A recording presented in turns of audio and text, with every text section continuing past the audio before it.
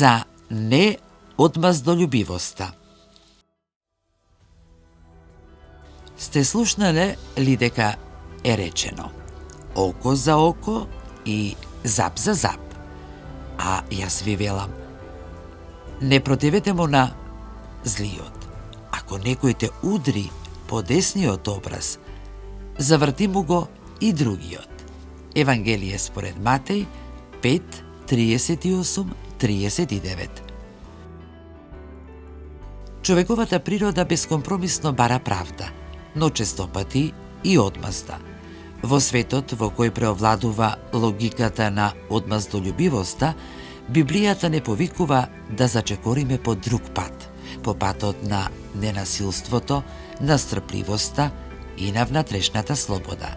Тоа не значи дека ние не треба да го увидуваме злото околу нас, туку да не дозволиме истото да завладее и со нас. Символичниот израз да се заврти и другиот образ значи дека треба да се издигнеме над одмаздата и да покажеме дека злото не може и нас да не обликува. Токму затоа и апостолот Павле, осврнувајќи се на сето ова, ќе поучи: не допуштај злото да те победи, туку победи го злото со добро. Според тоа, неодмаздолюбивоста, односно победувањето на злото со добро, всушност значи оневозможување на злото или, поконкретно кажано, значи противникот да нема противник.